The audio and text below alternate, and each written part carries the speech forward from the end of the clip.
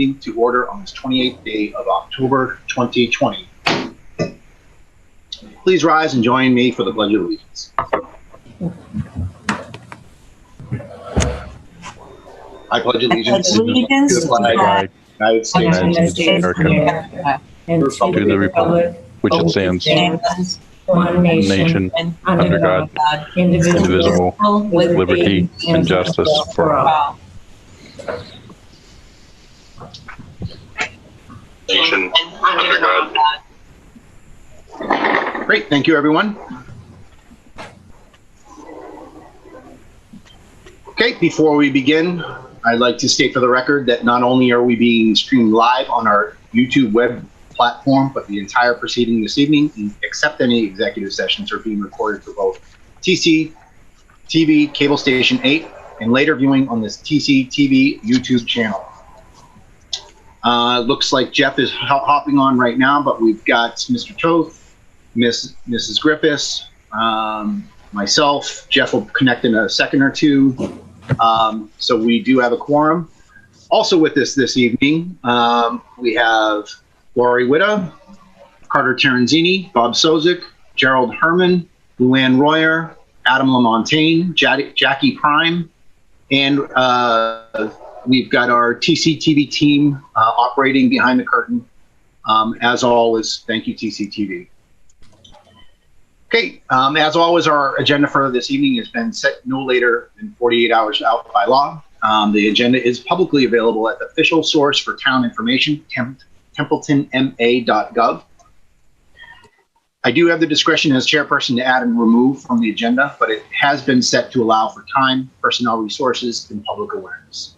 I do reserve the right to move agenda items around to best fit our business and guests' things. Public participation is still possible via the chat section of the live stream on YouTube. I and TCTV are monitoring the chat section and will address comments and questions as they appear or when appropriate. Remember, this chat area is part of the permanent record, so please state your name and optionally your street as you would during town meeting if you wish to participate. This is mostly because YouTube member names are informal and otherwise do not point to a specific person. This is a right afforded to residents of this community. Non-residents may watch, but they must submit any questions in writing through the town's website for processing. And just a reminder, the live chat is anywhere from 10 to 20 seconds behind our live meeting. We are on Zoom, as we have been since late March. Please use video when possible, especially if you're presenting. If you're not presenting and not a part of the meeting and just waiting, you can obviously go off audio and video. Please use the mute feature when not speaking. Although TCTV and the chair can place anyone and all on mute, it is easier for you to control your own mute button.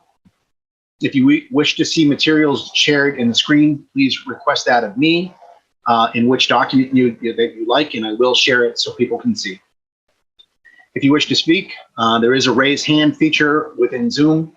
All you really need to do is just get my or everyone else's attention lightly, and you'll be allowed to speak.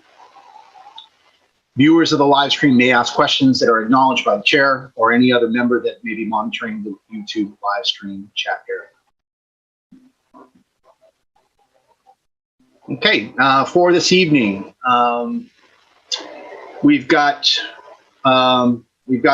many department heads on with us this evening. Just a little bit of work before we get to those first quarter reports. I do believe this evening that we are not having the public hearing on the timed parking proposal for Boynton Road. So just mark that in your agenda if you're following along. And at this point, I'd like to entertain any public comment.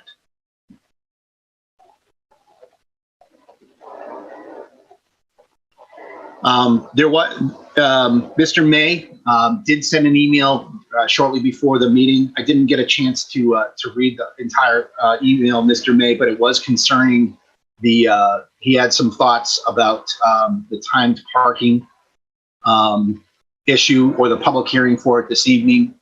but we will not be addressing that this evening.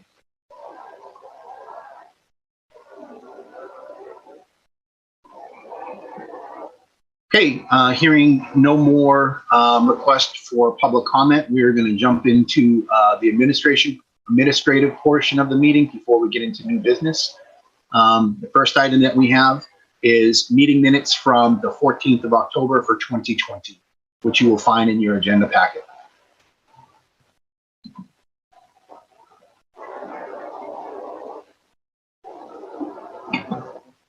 I'm going to open the email from Mr. May, just see if I missed anything.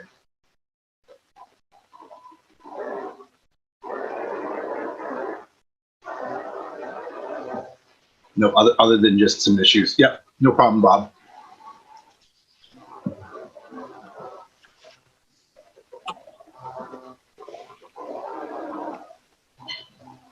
Okay, if there are no questions, comments, or concerns on the minutes, I'll entertain a motion to admit the minutes to the record.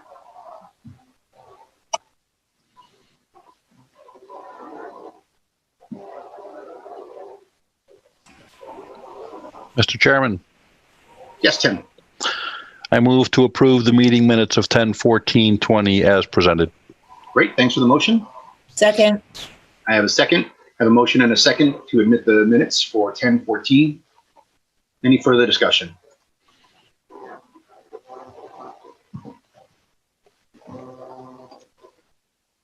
Hearing none on the motion to admit the meeting minutes for October 14th as written, how do you vote, Tim?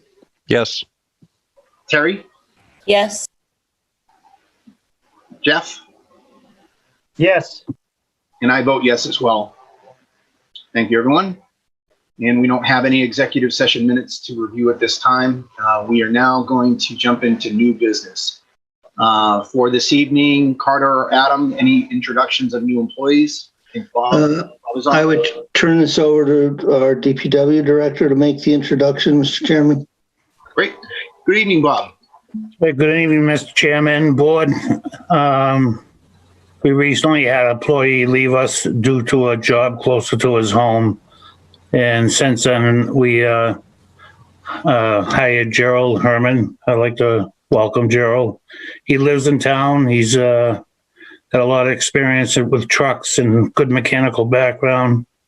He likes to work. He likes to be called in, and he's looking forward to the winter to come. So welcome, Gerald. Thank you. Outstanding. Welcome, Gerald. You want to take the floor for a minute or two? Or I look forward to working with everyone in town. It's only been a few days, but I like the atmosphere. I like everyone I work with. I just look forward to, long time to come, hopefully. Gerald, is Templeton your original home? Are you a Warrior? No, I'm from Littleton. I've been up here for about 4.5 years now. Well, my daughter's a first grader in town, and I got a 1-year-old that eventually will be another Narragansett Future Warrior. student. Outstanding. That sounds great. Yep. Anyone from the board or staff have anything for Gerald? Great to Welcome have to the you. team, Gerald. Thank you. We have no further introductions tonight, Mr. Chairman. Well, Bob, thank you very much. Gerald, welcome to town. Welcome to the DPW department. I'm very happy that we found somebody in town for that position. Thank you. Welcome. Thank you. Adam or Carter, do we have any appointments this evening? We do not, Mr. Chairman. Okay. Carter, did you have anything about the public hearing that we're going to pass over for this? Certainly, we had put forth a proposal, a request for this hearing for a series of parking spaces to be timed for 1 hour, and indicated that subsequent to this, we would undertake a study of the area with an engineer to determine how, if at all, we might expand parking in the area, including a citizen participation process. And we suggested that with that information in hand, the town could then pursue any needed land leases, capital funding, and the like. Given some comments that we have received and some concerns, given that COVID unfortunately is on the uptick and therefore has most likely delayed a little bit further the reopening of the parking, Ms. Prime and I spoke this afternoon and thought that why not take advantage of that extra time and turn this exercise on its head and go through that design study, that review of the land that's in the area. There's some fairly large parcels of vacant land if we can sort out how to get into them. And then we can come back to you with, and then the current, at that time, town administrator, Mr. LaMontagne, can come back to you with a holistic approach, which has been discussed with the neighborhood. So that is why we are withdrawing the request here this evening. And I would expect you would see Mr. LaMontagne and company back in 3 to 4 months. Okay. Thank you, Carter. Fair enough. Okay. The one thing I wanted to be able to say, sometimes the board gets, in terms of public comment, just a quick go back. When we have public comment, we have kind of an abbreviated or a different way for public comment and otherwise. So I try and keep up with all of the technology and otherwise. So if we get emails or otherwise, I definitely want to let the public know that we're receiving. These meetings is where we're supposed to also interact with the public that has concerns. So I know that there was the Conservation Committee had recently had a meeting about a notice of no finding for development on 15 Caruth Road. Mary Pochlepek had sent in a letter both to our congressional delegation and to some of the select board, and I have shared that with some of the staff within the town hall. I just want to be able to acknowledge that we did get that letter and that we will work with the concerned residents of Brooks Village about the development on 15 Caruth Road. Again, that was a letter that Mary Pochlepek sent to us, so I just want to acknowledge that. Okay, moving on. Yeah, if I may, I Yes. I have a question on this parking thing. Carter mentions 3 to 4 months, come back with some kind of plan for parking, I'm assuming for the library. What is going to be, how is this going to be dealt with in the meantime? Cars competing for spots. Some days you go by there and there's cars almost from the Historical Society up to the library. I know there's been 1 or 2 residents have concerns. The same issues have arisen that was on Wellington and South Road with the school as far as people being able to get in and out of their driveways or people coming to visit and no place to park on that side of the road. So I don't see this, going away unless the state kicks in some new restrictions and rolls back everything, and Carrow's has to basically close up or just eat outdoors or whatever. But my thought is just how are we going to deal with this until we come back with a plan or an approach to this issue? Or is there one? Truthfully, other than requesting that the police roll through there on regular intervals to make sure that the current parking regulations are in place, that there's no blocking of driveways. If driveways are getting blocked, if folks are too close, they should report it to the police department. If they're not getting the support and enforcement that they feel is appropriate, report it to and discuss it with the town administration. Absent that, Jeff, until we can sort out what of the vacant lands, if any, we can lease, acquire, or develop, or if we can rearrange some of the grass strip in front of the area so we can get some diagonal parking in there. I honestly don't know what to tell you. I can tell you that the land that is directly adjacent to Crow's that folks sometimes look at and say, well, why can't we just expand parking in there? Has a deed restriction on it that would prohibit that. Certainly, we're always open to other ideas, but absent anything more immediate, I think we are left to enforcement of current restrictions. So, in answer to Jeff, what succinctly I would offer, I do think that a comprehensive, you mentioned many businesses or entities. We have the library, we have Country Bumpkin, which is right up the road. We have the Historical Society, we have the church, we have the events that happen on the town common with our partnership with the Lions and Crows. Their business model has changed from what Country Mischief's restaurant was. I think and then all of the stuff on Wellington Road that you talked about with the schools and getting blocked driveways. I do reiterate Carter's position or basically his recommendation to continue to monitor and enforce the current regulations. But I think that we need to come at this from a comprehensive understanding. Comprehensive understanding doesn't mean that we need to take that many months, but we need to be able to bring, as I had said to Crows earlier, we need to bring all of the stakeholders in and say, what's the necessity?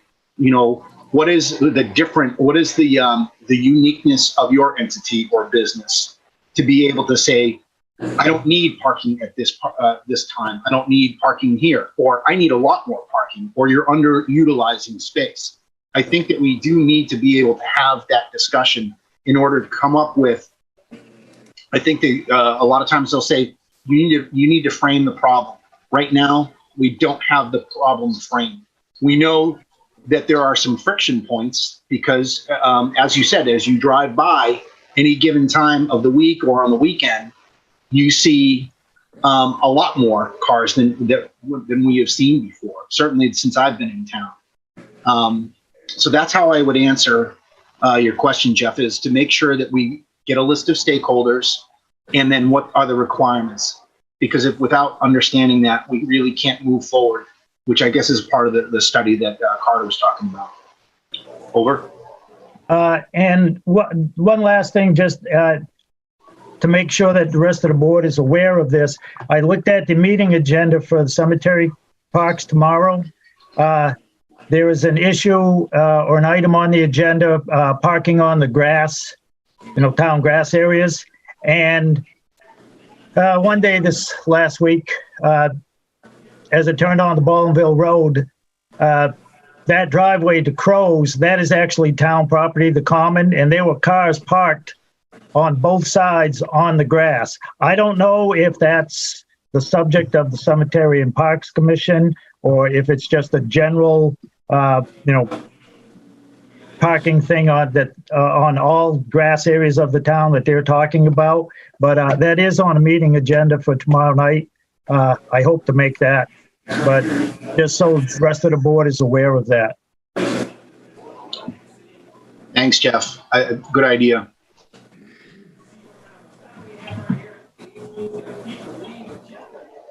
Mr. Chair, there's a comment from Amanda Susie on YouTube. Oh, yep, I did see that. So Amanda Susie, who's on conservation, I think what she's saying is that she mentioned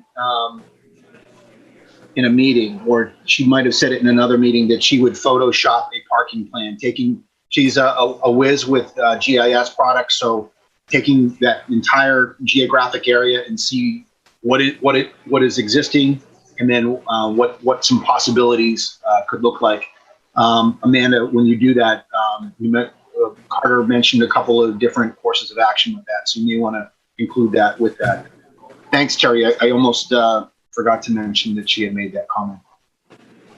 Okay, moving on into our agenda. The next item that we have is a tax classification hearing. So at this point, I would like to entertain a motion for opening the public hearing for tax classification for fiscal year 21.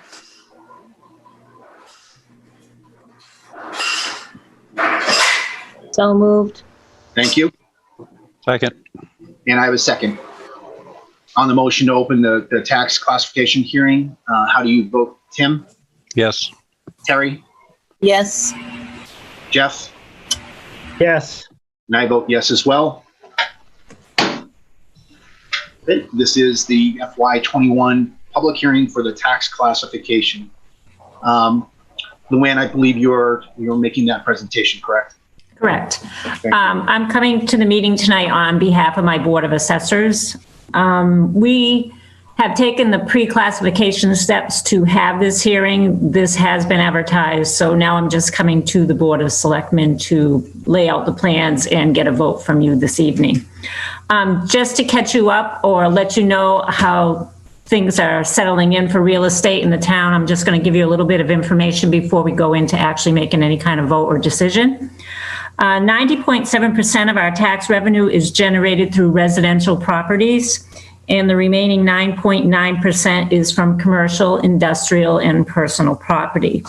Unfortunately, commercial industrial properties are not selling and continue to steady and hold their values as they are, whereas residential properties as a whole are up over 7% over last year's values, and the average single-family home last year was at around $226,000, and this year the average single-family home is up over $243,000.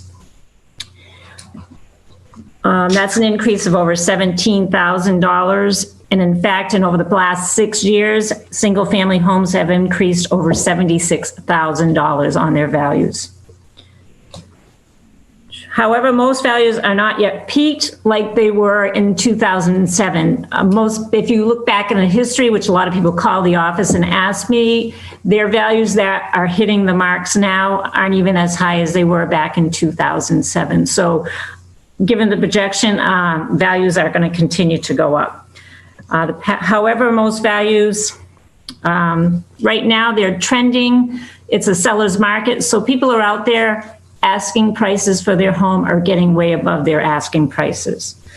This year, in response to a very active sales market, residential values increased anywhere from 2.8% to 20.58% from their assessed values of last year. This is depending on the style of your home. Depending on that makes your values go up or down. Projecting real estate values will continue an upward trend for FY 2021. We completed the LA4 and the sales analysis using calendar sales for 2019. So we're always a year behind in using the values to set the sales analysis that we submit to the state in the current year. So going into next year, we will be using sales from this year. And if you can look at the markets, you're going to see sales are still trending upward the rest of this year and probably well into 2021. So our values are continuing to increase through the town. Projected new growth for this year was $65,000, and we ended up bringing in $163,000+ from the state. This is over $98,000 more than we expected for new growth this year. This is mainly because inspectional services is keeping us very busy with all the new construction going on in town and also all the additional building permits that are coming into town. So we continue to bring in a lot of extra cash flow to the town with these. Both the reports, the LA13, which is the new growth report that I just told you, and the LA4, which is our sales analysis based on the market prices, were submitted and approved by the Department of Revenue. In municipalities that have a large commercial and industrial tax base, you often see it fit to shift the tax burden more to the commercial properties. But given our small commercial and industrial and personal property classification, Templeton, much like all the other communities in the area in the past, choose not to shift the tax burdens. Past classification hearings have maintained a uniform tax rate across all classes of property, and the Board of Assessors have voted, and they are recommending that the selectmen continue this practice and do a single tax rate again for the town of Templeton for fiscal 2021. Short of having a motion or anything, if you have any other questions or concerns, I'd be happy to answer them for you.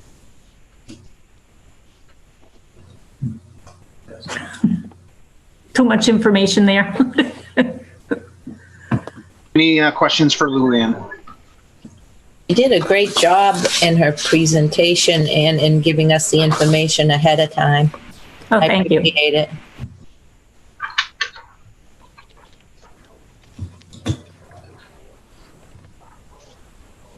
So if nobody has any questions, there is a motion. If you would go on the Board of Assessors recommendation of a single tax rate, someone can read that motion. I did make a question to Holly. When you read the motion, it does say FY 2020. That should say FY 2021. Yep. So whoever makes the motion, make sure we put the right fiscal year in there. Yep, I'll wind up closing the hearing before we make that motion. Okay. So at this point, if there are no more questions for Luann, I don't think we have any dissenting views that would be that people come on where they may have any issues with any of the facts or figures or anything like that. But as an a public hearing, I do allow for that. Mr. Chair, excuse me, did you see the comment from Hugo Delatorre? I did. I was going to address David? that after the hearing. Sorry, okay, I'll cut it out. Okay.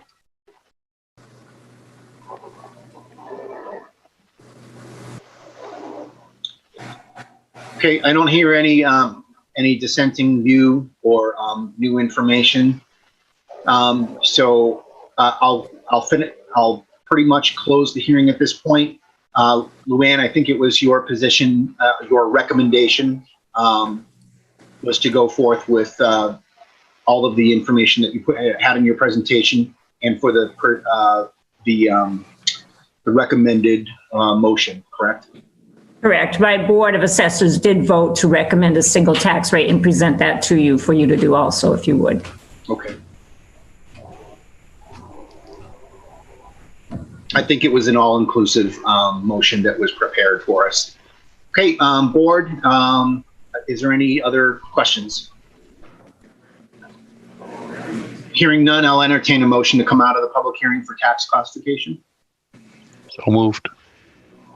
Do we have to make the motion or we make it afterwards? No, after we come out of the hearing. So Tim made the motion. Do I have a second? Second? All right. On the motion to come out of public hearing concerning tax classification, how do you vote, Tim? Yes. Terry? Yes. Jeff? Yes. And I vote yes as well.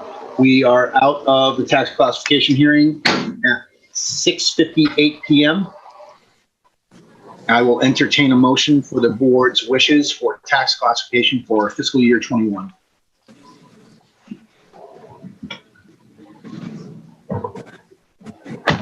Make sure you're using FY 21.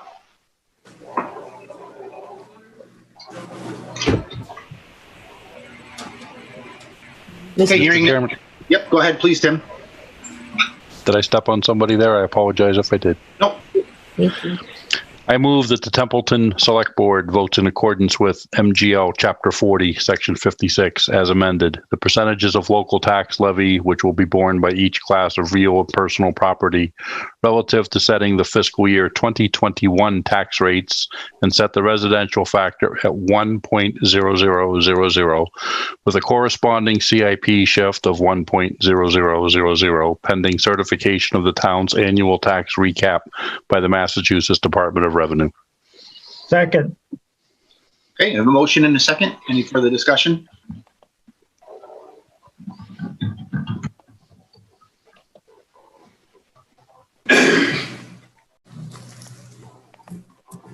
Okay, hearing no further discussion on the motion to approve the tax classification as motion for FY21. How do you vote, Tim? Yes. Terry? Yes. Jeff? Yes. And I vote yes as well.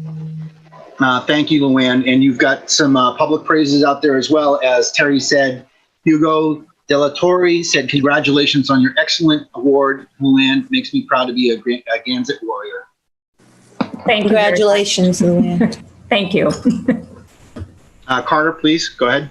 Luann, the electronic signature, do we need a motion on that, or are you going to have the boards provide that individually? Once the tax rate's been all submitted to the state before we're ready to submit the final pages, we'll notify the selectmen to come in and do the electronic signatures through Gateway.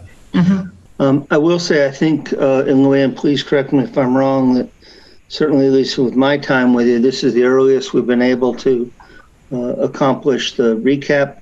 It will be the earliest you had a tax rate, which will allow us to get those bills out so that they aren't landing in people's mailboxes on Christmas Day, or the day before, or the day after, I should say.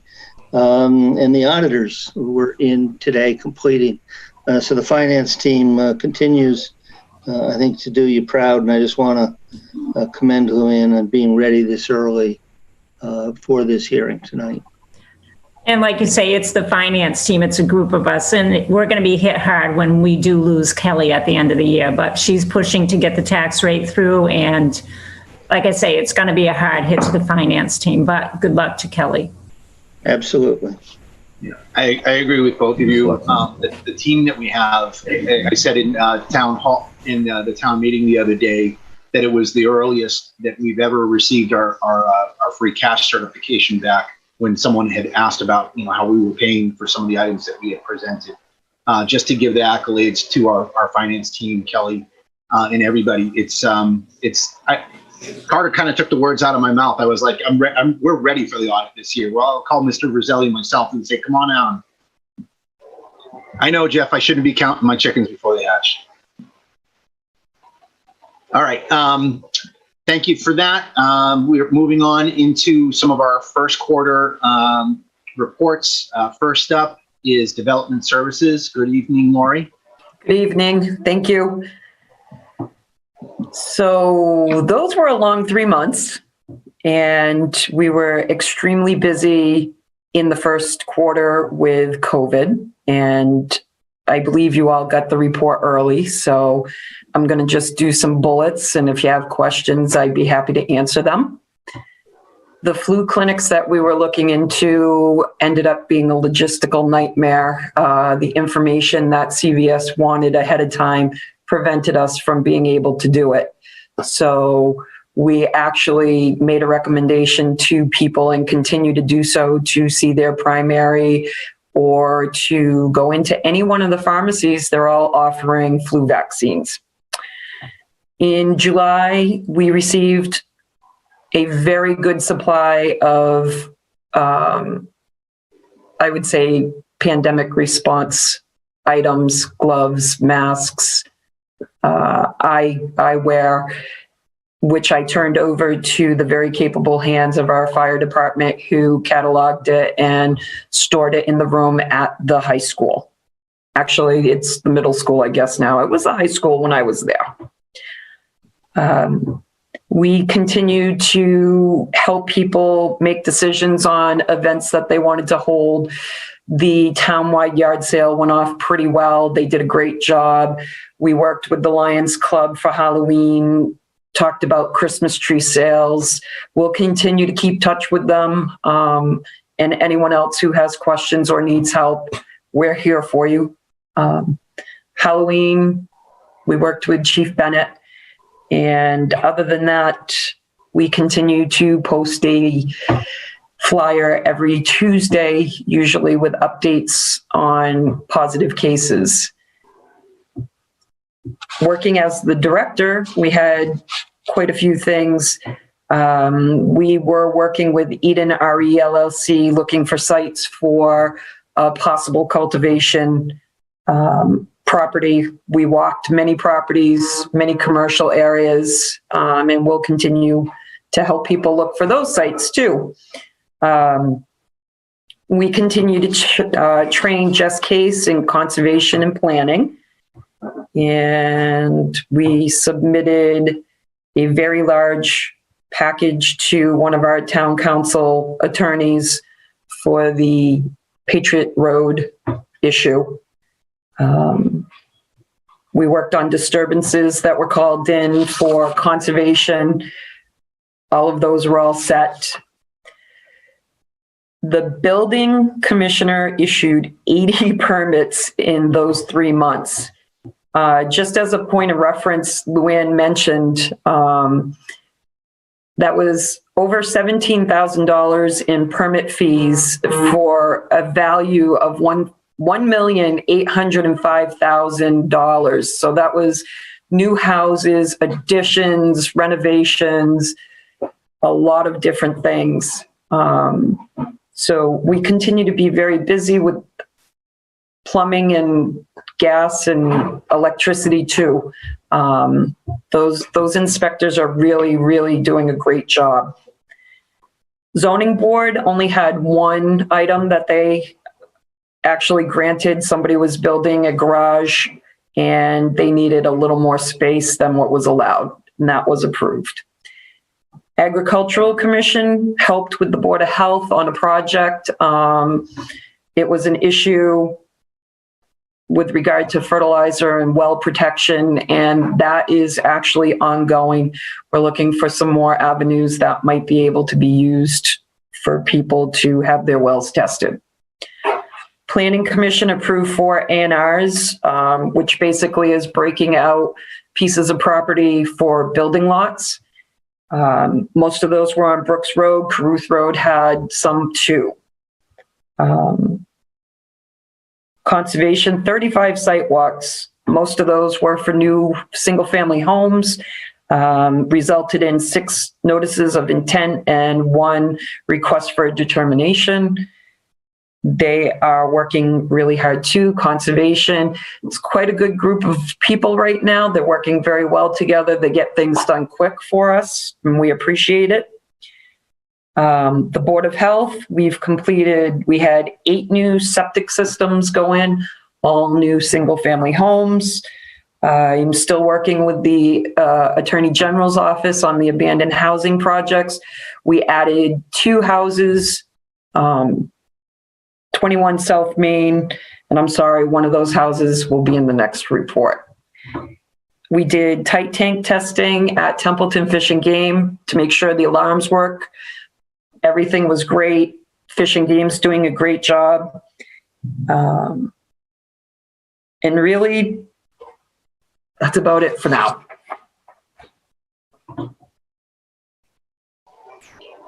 Thank you, Lori. Any questions for Lori on her report? No, just a big thank you. It was very good. I was glad to hear about the fishing game and the well testing. Yeah, the annual report for this year is just, it's going to be Huge. huge. I don't have any further questions, but I will make a motion to accept the Development Services first quarter report. Mr. Chairman, I make a motion to accept the Development Service Chairman's report. Second. Okay, on the motion to accept the report, how do you vote, Tim? Yes. Jeff? Yes. Terry? Yes. And I vote yes as well. Actually, I think I don't need to do a roll call vote for that. So the next 2 I'll get it right. But thank you very much, Lori. Thank you. Have a good night. You too. Thank you, too. Okay, next up we have Community Services. Jackie, how are you? I'm fine. How are you? Excellent. The community service units continue to support each other during this quarter to provide outreach to the community during COVID. The food pantry remained busy. We held a townwide food drive. I participated in the application process for the CDBG grant with Athol and an RFI soliciting groups who had an interest in operating the food pantry was listed on the town's website. The library continued to offer curbside service. Interlibrary loan throughout the region resumed, which was great. I started work on the 3 reports for our 2 continue to receive our state aid. And I completed my department's annual reviews, and the bid opening for the library's roof and construction project took place, and a contractor was chosen. And that's already started, and it's looking great. So over at the senior center, Meals on Wheels delivery continued. The crew from Gamma resumed the delivery piece after a brief hiatus during the early months of the pandemic. And I would like to just thank Joe Arsenal and Renee Melanson, because when Gamma stopped delivering those meals somewhat abruptly, those two gentlemen stepped up and made sure that that program continued, and we're extremely grateful for that. Our Shine volunteer, Gail, held phone appointments to assist seniors with insurance. Our new services coordinator, Cindy Shea, started in July, and she and I together interviewed for the positions of activities coordinator, admin assistant, and driver. Kaylee McLaughlin began in August. In the midst of all of this, the raised beds over there were planted and maintained by volunteers, and the produce was donated to the food pantry. And throughout the quarter, the Senior Buzz newsletter continued to be made available electronically to anyone whose email address we had. So that's the library and senior services end of things. If you have any questions for me, I'll do my best. I don't have a question, but a comment on the Senior Buzz newsletter. I've heard a lot of people talk about how good a product that is, and the fact that it's shared by many. I don't know if you have any kind of visibility into how many times that's shared, or like a distribution. But I can tell you that I see, or I used to see, I'm kind of in a social media limbo right now. But I saw a lot of people sharing that product, so kudos. It's a great. We just started mailing them out in the last 6 weeks, so that's wonderful. I know it's something a lot of the seniors in town look forward to receiving their paper copy every month. So the electronic copies were the best we could do under the circumstances, but they're happy to have a little something in their mailbox every month. So I agree. I have Sheila's report. Carter, did you have something that you? Nope, you're on mute. At the end, please. Okay, sure. I'm sorry, Jackie, please. That's okay. Sheila continued to work with the Legion regarding a scout project for flag drop-off boxes. She continued to work with veterans through phone calls and some appointments. Her veterans food giveaway was happening. It's still happening every week. They distributed over 700 boxes, totaling over 7,000 meals to veterans. That's amazing.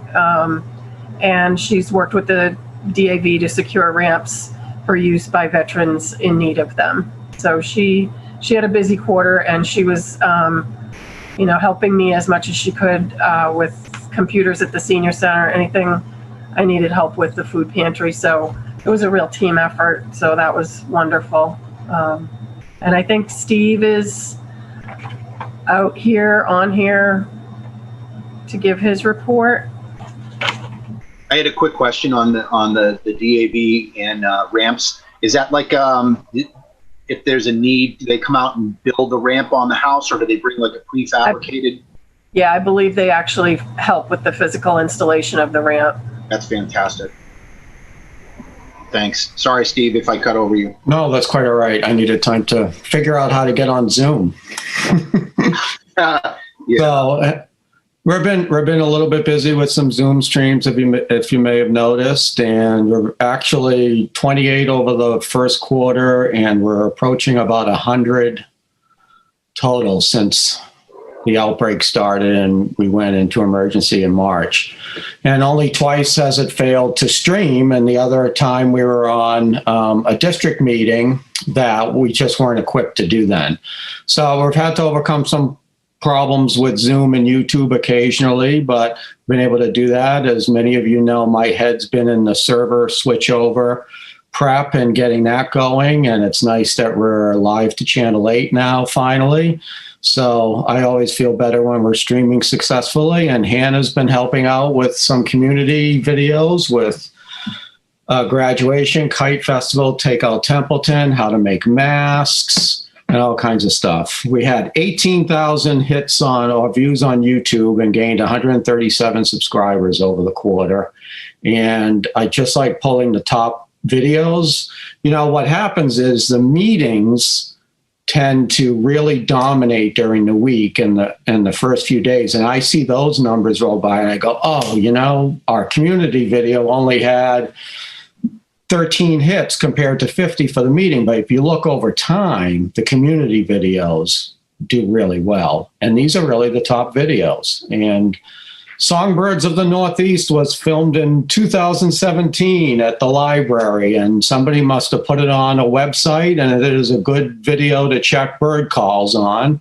The parent forum at NRSD had 150 views at 10 a.m. when we did that live. And the Tonka Toys Collector Time, somebody must have embedded that on a site, and that's getting a lot of interest and some comments. And Hannah's how to make a ninja mask. And I just put it there because I thought it was interesting. We did put the Phillipston Town Meeting on YouTube, and that drew some interest in Templeton. So as I said, we've been getting the server ready. We had a couple postponements, but it really made us take smaller steps and learn the software better so we can better handle glitches. So that turned out to be a good thing. And we're going to give the whole channel a gradual makeover. And this also gives us a chance to offer more community access, which I'll talk about in a minute. We lost 2 people and we're kind of crated right now, but we're hoping to get a person in from Monty Tech, and she's a senior, and there's a possibility that she can go co-op for up to 19.5 hours a week, which would help us a lot. But we still need new positions for video production, and that can help accelerate growth. So as I said earlier, with the new server, we can offer, for instance, the senior center. Kaylee is going to be uploading her own event notices and even some programming, say for a senior hour. And we're going to do the same thing with the Historical Society. And we should do the same thing with other departments. Recreation can do that, and they can all kind of curate their own shows on it. And this is what community access is all about. We can't do it all at TCTV. So the more people engage in it, the more they're going to get out of it.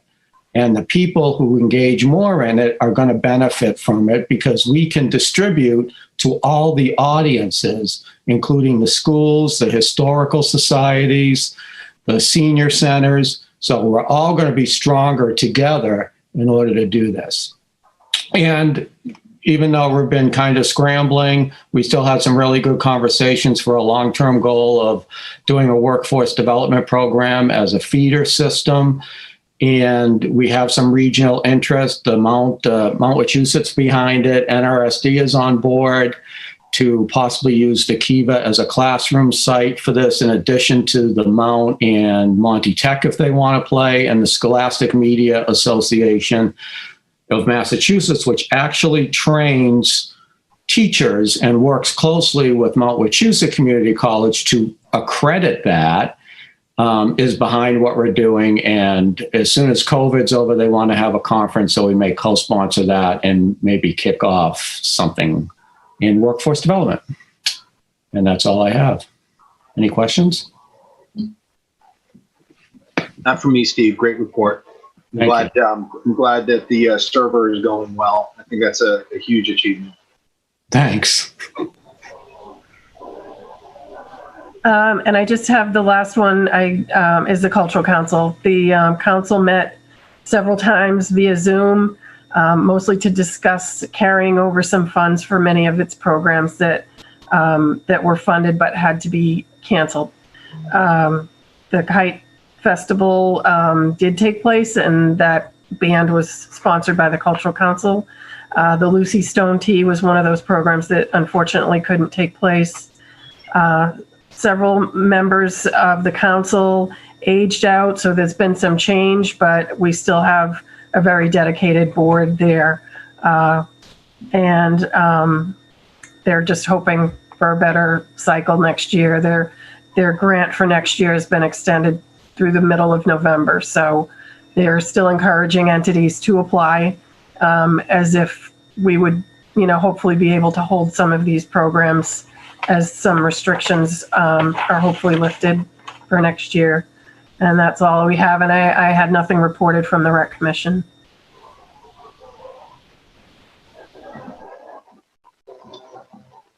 Okay, thank you, Jackie.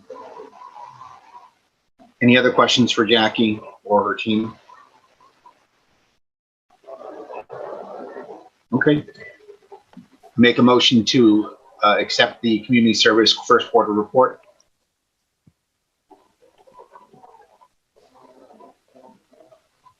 Do I have a second?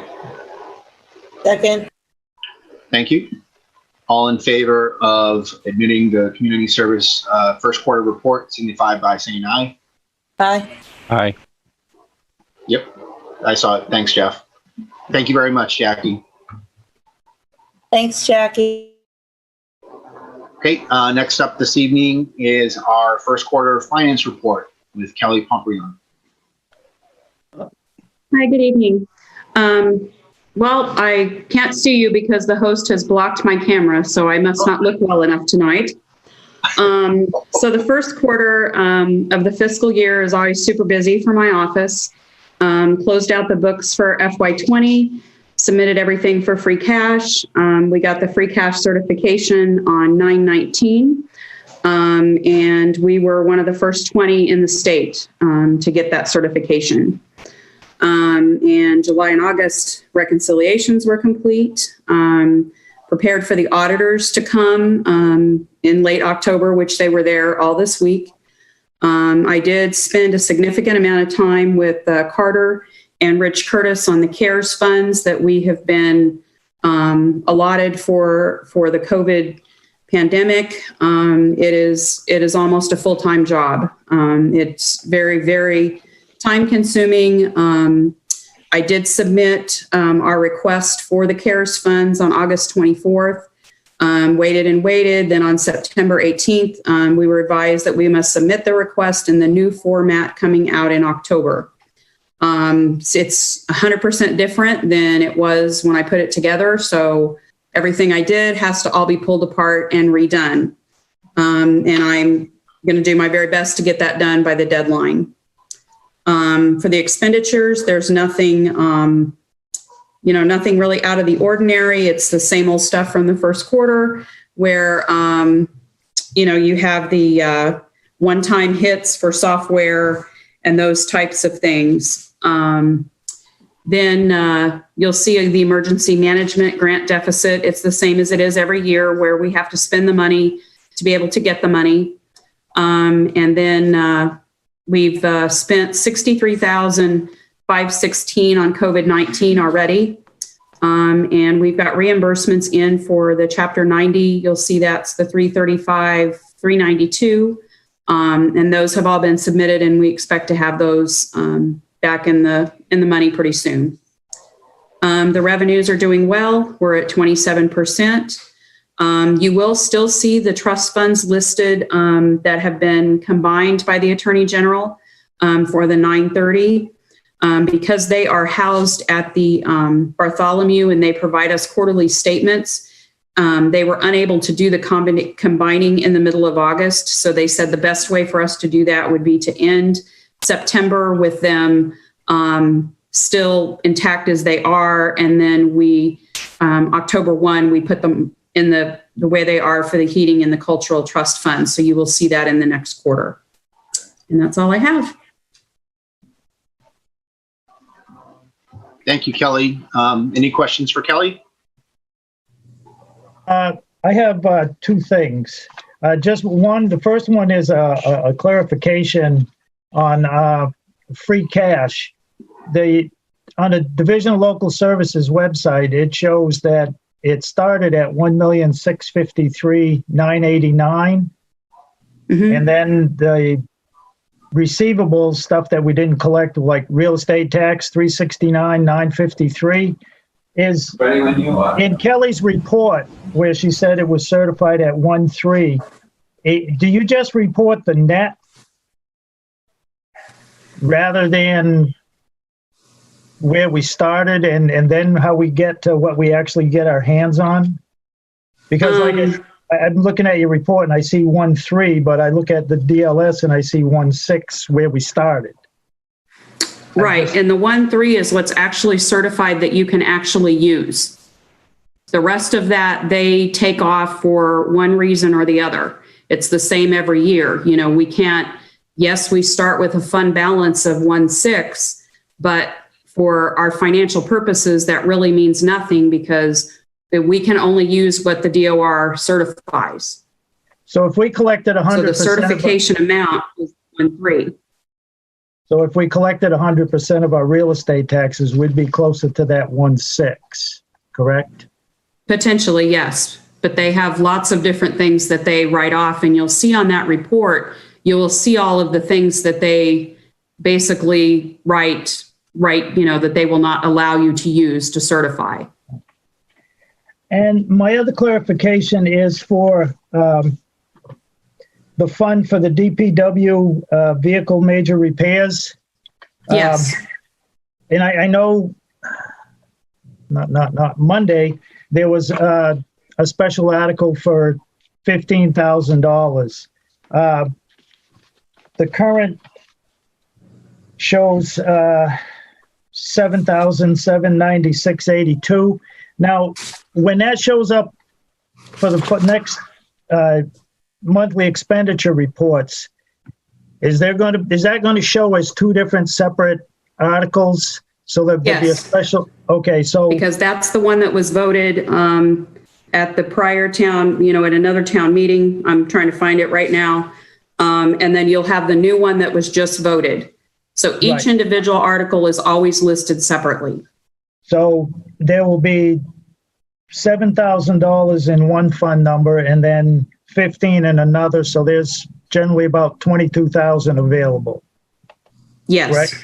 Yes. Okay. I just wanted clarification. I didn't know if it was going to be, because I've been following that and the figures, they jump a little bit. If I would have got the report sooner, I would have emailed you your my questions, but just a couple hours before the meeting, I didn't have time to do it. I will forward that.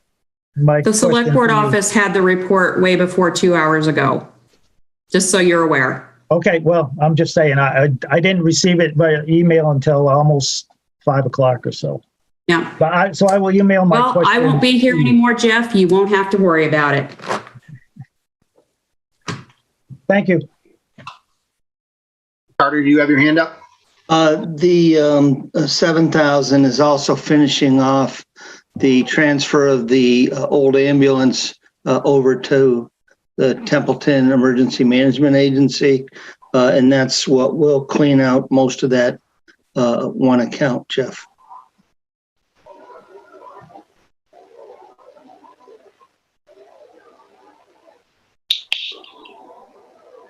Thanks, Carter. Cheryl, I promised Laurie that I would allow her the go back to one of the good news things that she had omitted from her. Give her just 10 seconds. 10 seconds, honestly. So Green Communities, we're complete go. The money's on the way, thanks to Cheryl too, because she gave me the account number that it's going into, about 153,000, a little bit more than that. And hopefully we'll get approved to use the difference towards a furnace for the library. That's it. Wow. That's fantastic. So fingers crossed. Yep. Thank you. Yeah, absolutely, Laurie. Cheryl, thank you.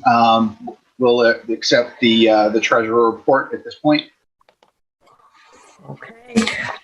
So other than being close to the public, you know, it's a typical quarter.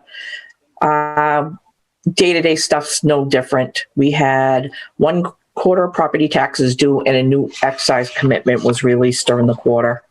Jessica started in July. She's picking up things really quickly and trying to get her still in the swing of things, teaching her some new stuff. Typically during the first quarter, we put the delinquent taxes get advertised, and we had such a high number that were past due. It was over 160 that I decided to send out another letter letting people know that they were past due to try to get that lower, because it's so expensive to advertise them for the town and the resident. I mean, it gets added to their bill. Typically an advertisement per person's $65 to $75 per person. Then add the cost of adding the tax takings on. So we sent out the second letter letting everybody know, and we ended up getting it down to 70 that we advertised, which was still high, but at least it wasn't the 160 that we started with. So typically we don't do that. It gets advertised right away, but with COVID and everything going on, I figured we'd give them some extra time to pay their bills. So in the second quarter, the taking actually took place, so that'll happen next time. We had a few parcels come out of tax title. With all the sales going on, things are getting caught, and they got to be paid off before they can sell their house. So that's been helping us with that, with some of the older tax titles. Once the refinances go through, same thing. Rates are down, people are refinancing. We're catching some of these and getting a few of these off the list, which is good. Which also increase our MLCs. Just did 177 this quarter. What else goes on? Increase in sales, gets the tax titles down. We ended up finding a few things that hadn't been properly processed in the past. So we're working on getting those taken care of. Some of them it's a lengthy process. You got to do your due diligence, and the 30 days got to go by, the 10 days got to go by, and let things sit before we can advertise them again. But we'll get them, we're in the process, and we're working on those, and we'll try to get those cleaned up. We re-advertise the unclaimed money. So if anybody sees their name on there, or they know somebody on there, tell them to give us a call. We'll send them the forms, and we'll get a new check issued to them, and we'll try to get those cleaned up. Other than that, it was Cheryl, I have a quick question on that. How is that different than the state's program for unclaimed money? Or is it the same? It is the same. We advertise it first. If we follow the process, the town gets to keep the money instead of turning it over to the state. Mm-hmm. So we have to advertise it like 3 years in a row. It has to stay in the paper for so long. We have to give them time to respond, but then we won't have to turn it over. Okay, thank you. Any other questions? I had none. Tim, Terry, Jeff? No questions. Thank you, Cheryl. Thank you. Thank you, Cheryl. Thanks. Okay, if there are no further questions, I'll move to accept the finance first quarter fiscal year 21 report. I think Luann has her hand up, Mr. Chairman. Oh, okay. Hi, Luann, go ahead. I thought she was waving. I have my report I got to do too. Oh, I'm sorry. I know you probably don't want to hear me keep talking, but I'll make it fast. I was going through it. Like Cheryl said, the first and second quarter tax bills went out on time, and we also were able to commit another motor vehicle excise bill along with the abatements that are coming into the office. Lori's keeping me busy with our Title V loans. Thanks, Laura. We were able to do 4 new Title V loans for homeowners in town, and we also paid off a Title V loan, which is nice because the interest made on that goes back into the funds for Lori to be able to extend out the Title V loans to other residents. So the program's really up and kicking again. We were stagnant for quite a few years, but now that Lori's back in the office, we're really moving on the Title V loans. The annual report for my department was signed off, and we submitted it to the town for the yearly FY20 report. Due to COVID this year, it's been real tough for my residents to come into the office. So this year, Sue and I were able to send out all the statutory exemption applications to anybody that has received it in the past. So in July, we've sent out over probably 150 to 180 applications to my widows, my seniors, my blind exemptions, my veterans. So we're just kind of, I'll put a shout out to anybody in town that if you haven't gotten the paperwork in, please get it in as soon as possible so we can get those on your tax bills in January. And if you do not get them into my office before like the end of October, beginning of November, I still can give you the exemption because you actually have till March 31st to submit those. But if you get them in sooner, you'll be able to get the credit on your January and your April bill, which it's nice to get it on your January bills because of heating and extra expenses in the winter. It's nice to get that break 2 times through the year. Also, we have chapter land owners, and in July, we sent out another 65 applications to all the residents in town that have chapter land, and they in turn had to return all that paperwork back to my office by October 1st. So it's been a lot of mailing out this year. We go out a lot. We have appointments where they come to the door. We go out to the table, they sign paperwork. So anyway, we can get things out. We're going back to snail mail and email, but it seems to be working. So anything you need, just call the office and we can get that out to the people. As far as the tax recap sheet, our department and Kelly, we've worked together and we've submitted over 5 reports that have already been approved through the state working on the tax rate. So now it's back into Carol's put in work that she has to put in, Cheryl's put in her work, Kelly's working on hers. So we continue to move weekly into getting the tax rate recap set. So hopefully, like Carter had said, this will be a year that it's going to be the first time that it's been set this soon. So keep your fingers crossed. We're hoping to get that done real soon. Other than that, I've just been busy in the office. My board used to go out a lot of times to do property visits, and unfortunately with COVID, it's been really hard to send them out. So I've actually been going out to visits a lot myself. And just to let homeowners know out there that I do go to the properties, knock on the door. I do not go in your house. I do not open your door. If you're not there, I leave my business card and let you know that I was at the property. And if I am there, I do state who I am. I have an ID. There's tags on our cars. You know, anything we can do to let the homeowners know that we are going out to the property still, because we do still have to go out and do inspections and take current pictures of work that's being done on the house. So just a heads up to parents that we know a lot of the children are home at the house and we do not request to go into the house. In fact, I make a point of telling the children, no, keep the door shut. I'll leave the card. If your parents have any questions, have them call me. So just a heads up, I go out myself now instead of having my Board of Assessors go out, because just, you know, a safety factor with everybody. So just kind of letting the people out there know. Other than that, if you got any questions, I'll be happy to answer them for you. Thanks, Luann. So I apologize for skipping over you. I realized that as I was scrolling through the report, I scrolled all the way to Cheryl's report and looking for a piece of information. So I apologize. No Thanks problem. For, waiting.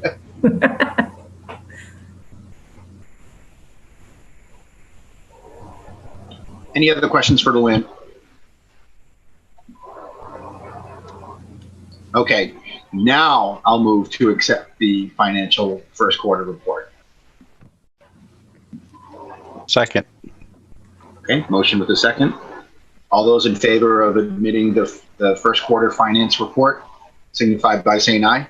Aye. Aye. Aye. Excellent. Thank you, finance team. Thank you, Lee. And Luann, I know you're staying on for our next agenda item. Okay, this evening for item 5H, as in hotel, we have action related to the first right of refusal for, actually, I'm sorry, Carter, you had to go back? Well, I just wanted to circle back real quickly, whether you think of it in terms of community services or development services, actually both. Wanted to remind the board that we participated in that community development block grant with Athol, Phillipston, and Winchendon, and we were able to secure $8,000 in federal funds towards the food pantry. But what I want to bring up is that we also secured approximately $60,000 in grant money. These are not loans, these are grants for small businesses. They must be fewer than 10 employees, and there are some minimum requirements with respect to the income. Those applications are now being taken. There's a notice on the town's website under news and announcements. You have to scroll back a little bit, but if you can't find it easily, the businesses in town that are micro businesses, these relatively small businesses, may be eligible for up to $10,000 in losses that they have incurred since March 10 of 2020. And Holly Young can get them to the appropriate processing agency if they cannot find it on our website easily. Thanks, Carter. I was looking at the DLS alert that we get, and I think it's about $50 million that are available for that. Well, there's a statewide, then there are these that are set aside for specific communities. In our case, there's $60,000 has been set aside before they have to go to any of the other competitive processes. And certainly going through our local process and exhausting these funds would put us in good stead for future applications. So we would encourage folks to come through our specific funding source first. Great. All right. Thanks. Thanks, Carter. Excuse me, Mr. Chair. Yep. Carter, did you say there was a deadline on that? Does that run out? Like, is that grant till we use it all, or is there a deadline? I'd have to check, Terry, because these, as Kelly told you, we filed all the reports and they were rejected because they'd changed the reporting requirements. So we had to refile it. These rules are changing. I'm not daily, but they are changing. So I'd have to check with New View Communities, who's administering that for us. Yeah, right now, because Holly Young's going to be at the next webinar that they're holding. So we'll get more information out to you on that. It's important to know. Let me just say that if you are one of these businesses, we have $60,000. So it would be great to be one of the first applicants and not one of the applicants after funds have been exhausted in any event. And if we can document a backlog, we may be able to get funds reallocated if Phillipston, Athol, or Winchendon are not able to use their monies. We did receive an email, and Holly did mention it to me on, I say webinar, Zoom meeting, and on this. So she'll be participating in that, and I'll mention to her to inform the board of the latest information. Thanks, Adam. Mr. Chair, may I just ask Adam another question? Yeah. Thanks. I haven't been on the website, but is that like highlighted? You know how when you click onto the website, you can, is that highlighted? That would be a good thing to highlight, I would say. Well, right now the information's getting out there, and they've had, I believe this may be the second or third meeting of the group, like Carter mentioned, Athol and other participating communities. So once we get everything squared away on those ends that we need to figure out, that information will be getting out there. I know you were contacting businesses individually. You got any ideas? Are there anybody that you could specifically think of this would benefit? Because I know you were calling different businesses.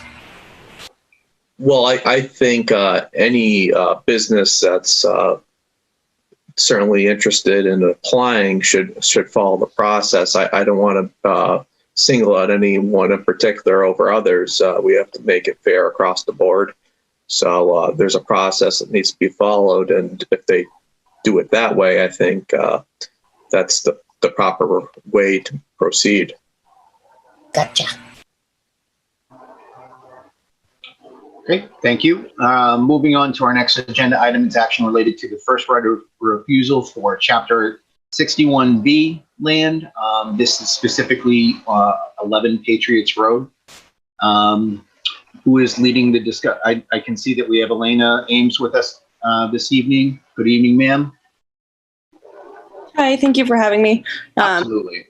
I don't have much information. I was told that Luann would have most of it, but happy to chime in whenever I need to. Absolutely. Thanks for being with us. Okay, so I guess I can fill you in on what's going on. Elena owns property at 11 Patriots Road, and the bulk of her land on Patriots Road, over 23 plus acres, is in what we call Chapter 61B, which is recreational land. The map we did give to you shows the land, and if you look down towards the bottom of the screen, the triangular part there, that is across, if you're on Patriots Road, right before you hit the Gardner line on the left-hand side, heading to Gardner is 11 Patriots Road. That's the Eames homestead.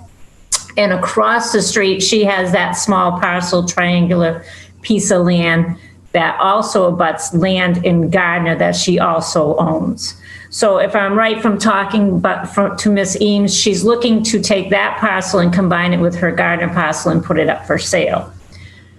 But in order for her to remove it from the Chapter 61B status, she has to come and notify the Board of Selectmen that is her intention to do it. And you, as Board of Selectmen, have that right of first refusal in order to purchase the land if you would like to do so.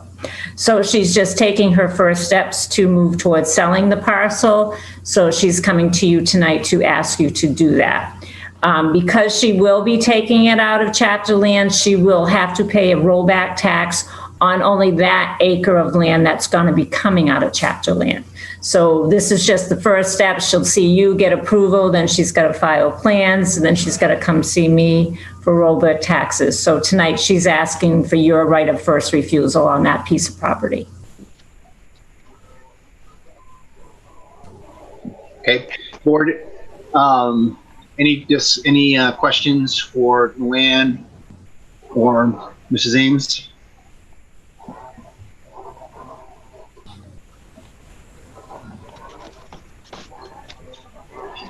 I'd like to thank Luann for the excellent description on it, because there were a lot of interceding factors there, and she's explained them all for me, so I'm quite comfortable passing on the right of refusal.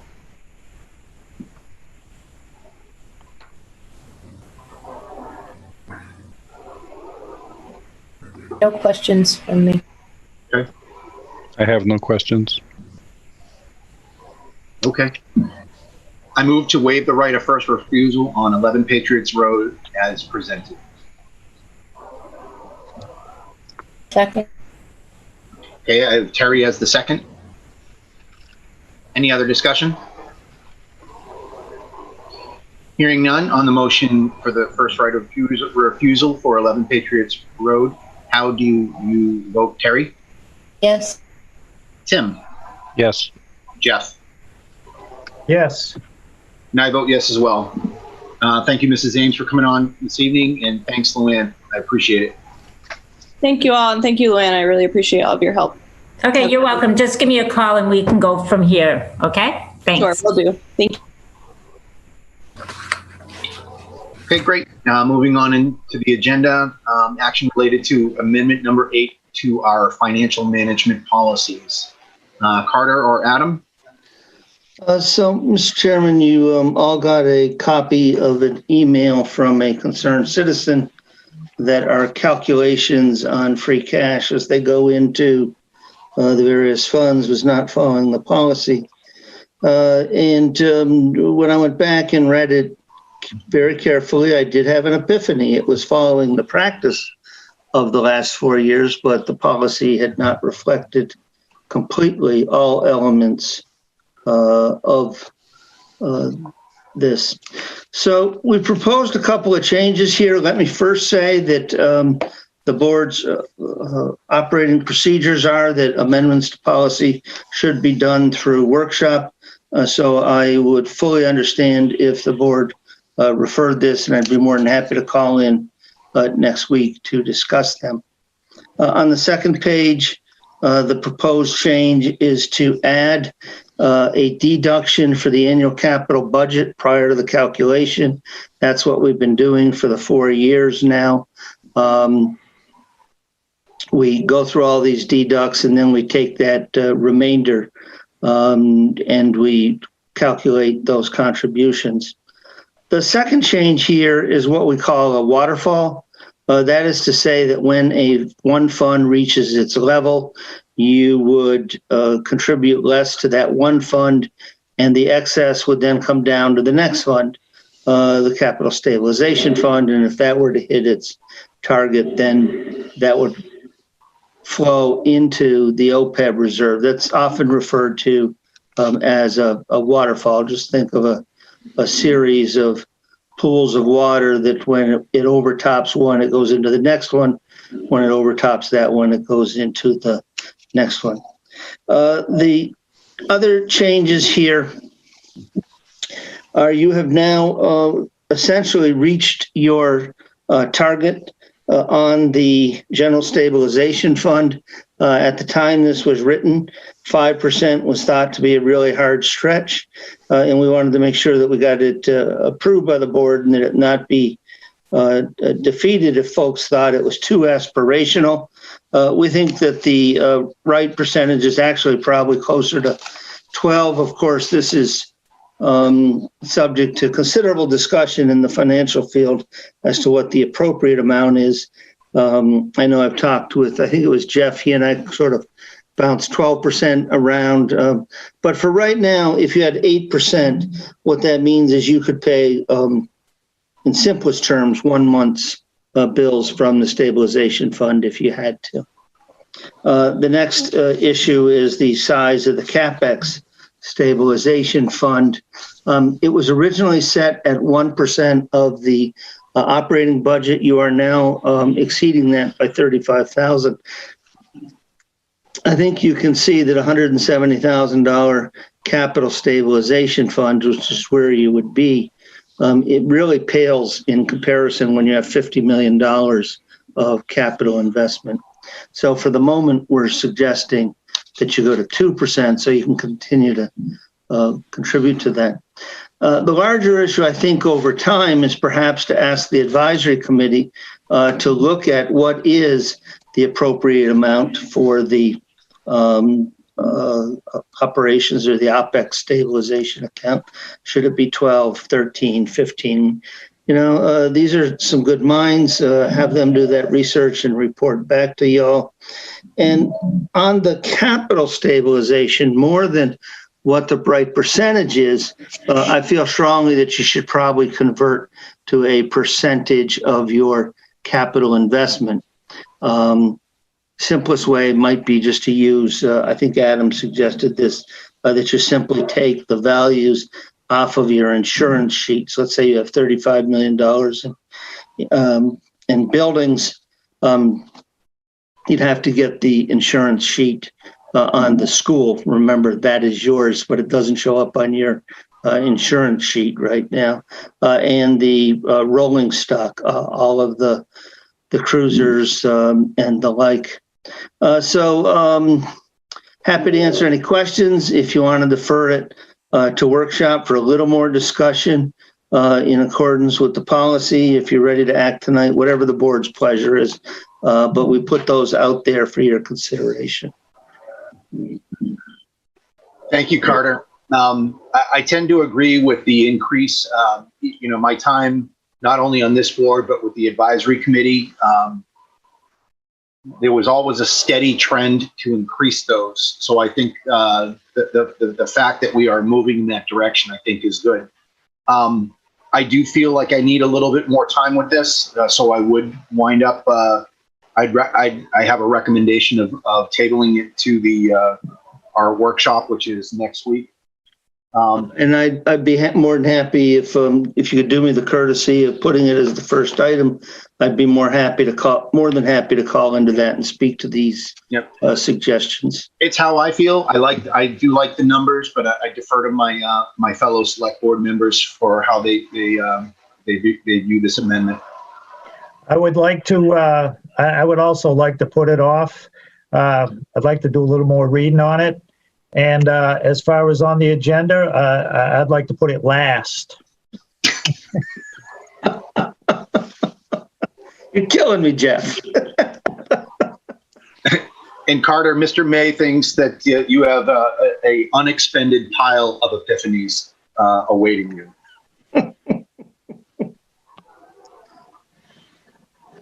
Terry or Tim, do you feel solid enough on that, or? Yeah, I feel we should table this to the workshop because I want to do a little bit of research myself. Okay. May I suggest, Mr. Chairman, that rather than tabling it here, you make a motion to refer it to workshop, and then when that way it's off your agenda, and when you think it's ripe for action, you can bring it from workshop back to your regular agenda. Agreed. I move to move the amendment number 8 to the financial management policy as presented for the workshop, the select board workshop on November 4th. Second. A motion and a second. Any further discussion? Hearing none on the motion to move amendment number 8 to the financial management policy to our next workshop on November 4th. How do you vote, Terry? Yes. Tim? Yes. Jeff? Yes. And I vote yes as well. Thank you, Carter. We're moving in the right direction on that. Okay, our last new business item this evening is action related to employment agreement with our DPW director. Bob Sosik is on the line with us this evening. I will ask before any presentation, if there are any questions or deliberation requested for this, we will need to go into executive session on the actual employment agreement. Okay, hearing nothing. Carter, please. During the course of the performance review with our DPW director, he indicated he wished to ensure his future with the town was a tad more grounded than the remaining 1 year than he had on his current employment agreement provided. It has always been my practice that employment agreements and appointments be 3 years at a time. So what we discussed and what he was amenable to was terminating the current agreement, the last year of it, and entering into a new 3-year appointment. It is essentially, with the exception of the setting of wages for fiscal 22-23, the wages for this current fiscal year remain the same. You can see the modest increases over the next 2 years. I would say tell you that in 3 years he will still be this position. Strike that. The position would be compensated at a level that is, frankly, a little bit lower than what today's wages are for this position. That said, he was amenable because it met his objectives of trying to define a longer term of employment for him. I would remind you, I think it was you, Mr. Chairman, that said we were going to start issuing T-shirts if he was a good hire. I would be happy to answer any questions, and I would encourage the board to retain this employee. Thank you for that, Carter. I've had a chance to read through that employment agreement. I think that it is absolutely fair, and I think I only saw one typo in it. I don't know what a witness F is, so we'll just need a little bit of. I do see that the authorization would be for the town administrator to sign this employment agreement. Bob has done amazing things, and this, I don't offer that as a negotiation at all. I'm completely happy with the way that that this employment agreement is written, and I would absolutely jump at the chance to keep the employee of Mr. Sosik.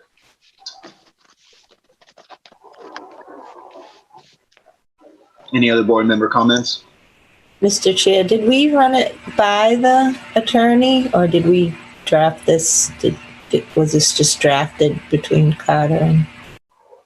It was drafted by me based upon the prior agreement, and then town council always takes a squint at things at the end. It's cheaper to pay me or to pay your incoming administrator when we have good models to work with, and then have town council review it as opposed to ask them to draft it anew. But yes, it was reviewed by council.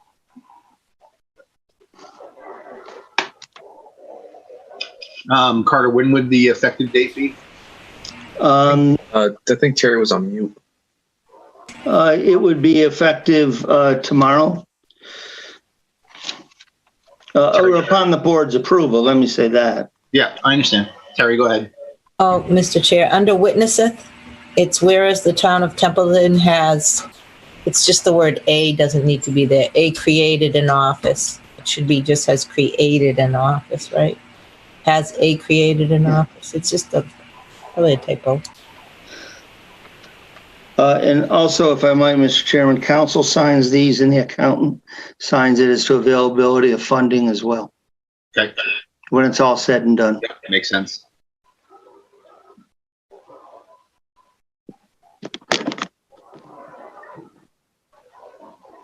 Tim or Jeff? I'd just fire the guy, but that's just me. No, Bob's done. Just get it over with quick. No, Bob's done an outstanding job considering when he got here and the conditions of the roads, and I think some of the residents' attitude towards the highway. I see a lot of stuff on Facebook and other places where people comment that they call and they get responded to quick. The roads and stuff, the conditions, things have improved quite a bit. All things considering, the little bit of money that, Chapter 90 presents. And so far, the attitude of town meeting when asking for big, either overrides or debt exclusions money for roads, they've been turned down historically. So Bob's done a good job getting a lot of stuff done with a small amount of funding.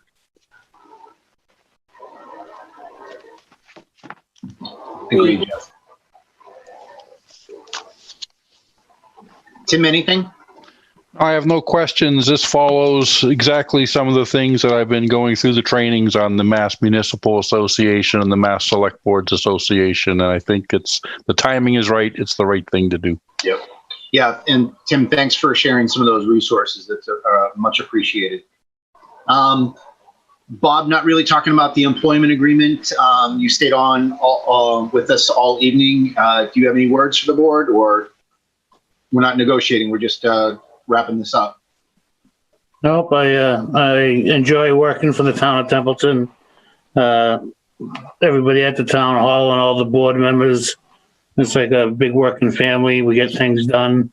We work together. And so far, I'm very happy there. I hope to continue my services for the town of Templeton in the future. Okay. If I could just also add, sure, Adam, go. Bob does a phenomenal job. His quality of work is excellent. His staff, he's certainly a team player, and also he's a person that has his eye out for grants. And that's especially important. I mean, with Barrier Road, hopefully it was thanks to Bob, who came into the office and said, "Hey, I need somebody to put this application in." Bob's out there. He's looking. He's got his Chapter 90. Does a great job putting in projects for those.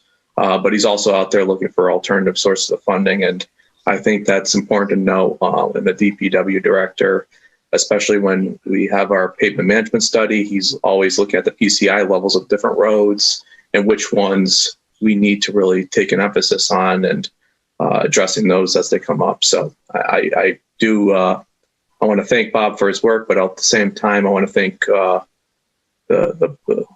all the people of the town for their support. Thanks, Adam. Yeah, absolutely. Great point to make about the grants. Squeezing blood from the stone sometimes is tough. With that, I move to approve the employment agreement for a 3-year term for the DPW director as presented, and for the town administrator to sign this agreement once the words have been. So moved. Second. Okay, motion and a second. Any further discussion? Hearing none on the motion to sign a 3-year term employment agreement with Mr. Sozik. How do you vote? Terry? Yes. Tim? Yes. Jeff? Yes. I vote yes as well. Thank you very much, Bob. Congratulations. Thank you. Okay, that completes our new business for this evening. On my agenda, I see that we have no old business. So we'll move, we do not have an executive session this evening, so we're going to finish out our October 28th meeting with board and staff member comments. I'd just like to start out by saying a couple of community announcements. Halloween is a go. It's this Saturday. The police department and the health department have worked collaboratively together to make that decision to proceed. It's a full moon, but it's pretty dark out there. I'd ask the community just be careful. People are very anxious to get out there and be a part of like a normalized Halloween trick-or-treating. Let's follow safe practices. And please, for those drivers out there, know that there are going to be people walking around. The Lions will be out on the Common. I put my own scarecrow out there, which is a great segue. Scarecrows on the Common is still occurring out there. I think there's about 7 or 8 of them out there. And that goes through the beginning of November. And the last thing that I would offer is early voting ends tomorrow. Tomorrow is the last day to attend early voting at Town Hall. There are instructions on our town website, but tomorrow is the last day. That is 29 October, and they're holding that early voting from 8 o'clock in the morning to 4 p.m. Please stay tuned for 3 November voting procedures. And that's all I had. I'll leave it to my other board members for their comments. Mr. Chairman, if I may. Yep, please go ahead, Tim. I know the Board of Health gave us the quick update. We have the 5 cases in town. You know, prayers out to all those folks for a speedy recovery and a good recovery. I just wanted to highlight with everything going on around us, if you've been watching the numbers, 5 sounds like a scary number, but I think in the grand scheme, it also highlights the people are doing what we're recommending, suggesting, following the practices. And I just want to give everybody in the town the shout out. Kudos, good job, keep up that effort. Along that same time, in the last 5-6 weeks, we've had 2 significant storms roll through the area and wreak a little bit of havoc. And our public safety team, all of them, police, fire, EMS, our DPW folks, our CERT team, put in a lot of hours. Kudos to our power and light for getting us back up and running in the timely fashion they did. Some of our surrounding towns went as much as a week or a little longer before power restored. I know we had a couple of days here and there in some spots, but overall, you know, I just can't say enough good about everything that everybody's doing. We have a very effective team and they work together well in the crisis. So thank you, one and all.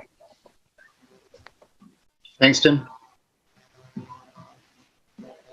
Mr. Chairman. Yep, go ahead. Just a couple of things. One, I'll just put out there that town committees and boards and stuff, it's not too early to start submitting your material for the annual town report, rather than waiting till January and having a big last minute rush on that. Also, I would like to request that if Adam, he spoke to this about Bob and a grant, if you could check with departments and gather up this, the different departments and any or whatever grants that they have applied for in the last, say, a year or two, and if any have been awarded the amounts. There's too often I see area communities getting grants, and I know we get Rich Curtis gets a lot of grants from, and they're small ones, but he does get a lot of them. The fire department, I believe, gets some small FEMA grants, like under 10 grand or so, somewhere around there.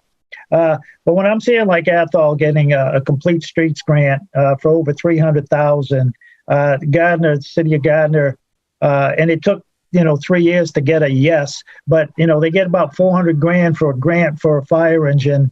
I just think that's something we need to get on, and whatever it takes to make that happen. So I'd be interested in the department and what grants, if any, they have applied for, and what grants that we might have already received. And that's all I have. Okay.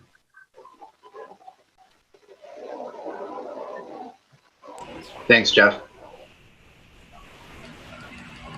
Terry. My 2 cents. I just want to thank everybody who participated in the fall town meeting and wish everyone a safe and happy Halloween. Great. Thank you. All right, Carter. Any last comments? That's great. Thank you very much. I just want to follow up on Tim's comments of the vast majority of people are doing the right things. And if people can just remember the 3 W's, if you will, wash those hands, wear that mask, and watch that distance. And those 3 things actually allow us a great deal of freedom to move about, to engage in activities we couldn't otherwise, and are the key to being able to continue a level of economic activity that's important to the communities. And finally, I want to wish you and the community the very best. Thank you, Carter. Thank you, Carter. Thanks for all your hard work. Okay. If there are no more board or staff member comments for this evening, then I will entertain. I believe we're finished. Our next meeting is November 4th is our workshop. And I know we have some changes based on some holidays in November. So just watch for the new appointment or the new calendar items, where we're mostly going to be meeting on Mondays for our business meeting in November. And that's based on availability of people that need to be in those meetings and the holidays. So we'll just have a shift this month to Mondays rather than Wednesdays. Terry's going to have a long day that day. I understand. Capital planning, then select board. Yeah, I know. And I also want to wish Carter the best too. Me too. If I can, Mr. Chairman. I've learned a lot from him. His knowledge, his expertise, the members here on the board. He's certainly going to be missed. It's going to be great to have him here for the next 11 months. And I have we've discussed certain projects he's going to be working on, and we certainly want to do what we can to make sure that we address certain things where we could really put to use his expertise and his talent for the town. In other words, don't screw up what he helped us with. There you go. Okay, I will entertain a motion to adjourn. So moved. Second. I have a motion and a second. On the motion to adjourn, all those in favor signify by saying aye. Aye. Aye. Any nays? I didn't think so. Good night, ladies and gentlemen. Thank you. And I know where Grafton is. TCTV, we are clear to, yep,